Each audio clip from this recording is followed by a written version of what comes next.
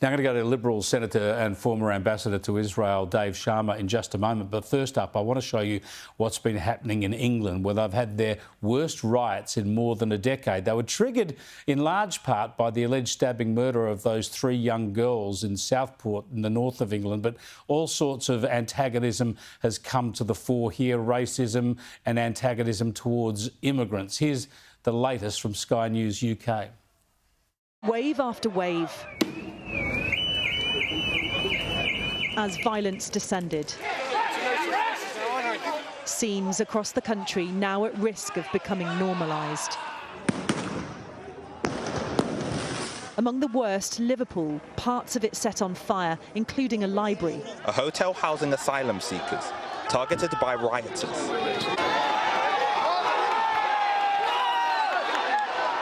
Smashing a window and trying to storm in.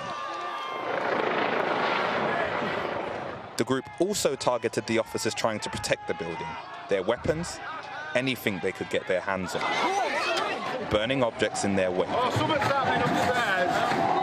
With flashpoints like this continuing to erupt across the country, the Prime Minister with his strongest words yet. I utterly condemn the far-right thuggery we've seen this weekend. Yeah, British PM Keir Starmer there. Let me go to Dave Sharma, Liberal Senator for New South Wales, joins me from Melbourne. Good to talk to you, Dave.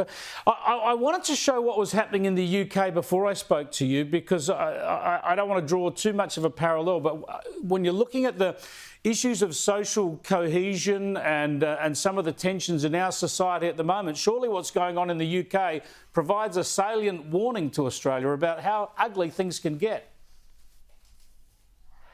It does provide a salient warning to us, Chris, and I think Keir Starmer's response, at least what I've seen of it, the UK Prime Minister's response, is exactly the sort of thing we should be seeing from our political leaders here, which is zero tolerance for lawlessness, intimidation, people taking the law or seeking to take the law into their own hands, and a firm response very early on when we see this level of social unrest. And I think that's what we've been missing here in Australia, frankly, for these last several months, since 7th of October.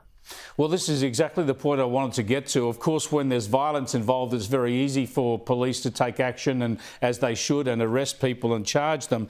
But we still have this situation where there's so much hate speech in this country subsequent to October the 7th, yet there seems to be no appetite at all from governments or law enforcement authorities to prosecute or even put out stern warnings about this stuff. I think the most revealing thing that the ASIO Director-General said today was that inflammatory, provocative behaviours are becoming normalised. This is part of his warning about, raising the threat level here in Australia. But he made that point that inflammatory, provocative behaviours are becoming normalised.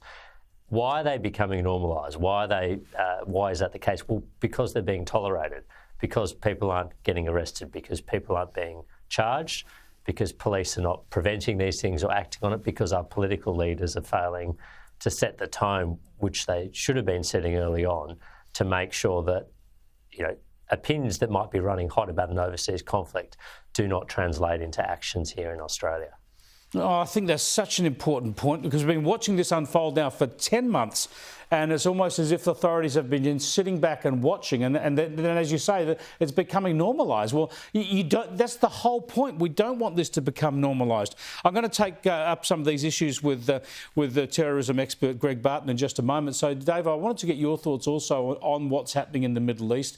We know that there's going to be some sort of response from Iran towards Israel. We don't know when, we don't know what.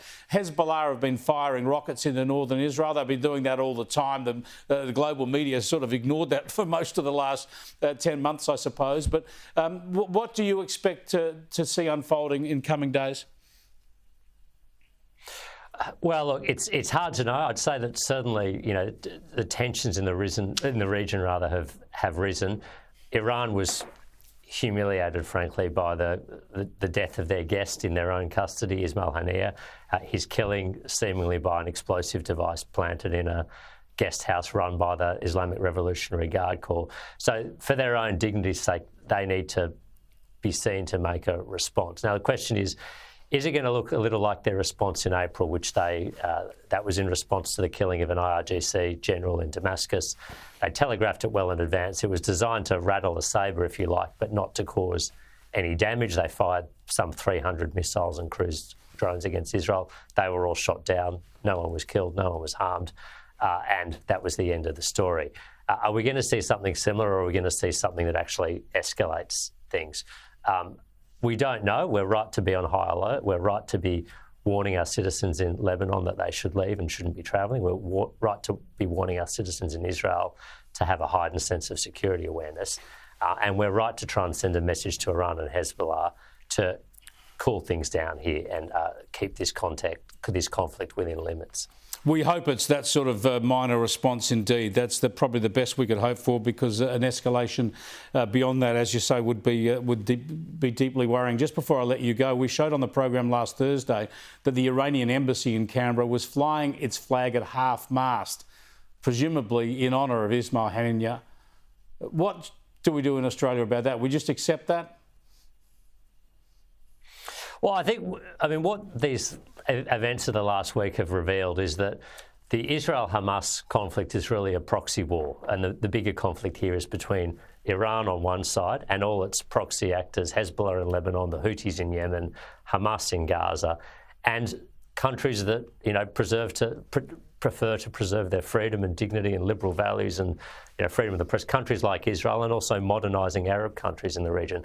That's really the fault line in the region. And so we should be under no illusions here that this conflict between Israel and Hamas is simply about an Israeli-Palestinian land dispute. Yes, there's elements of that, but by and large it's a much larger conflict driven by the destabilising acts of a country like Iran. Indeed. Thanks for joining us, Dave. I appreciate it.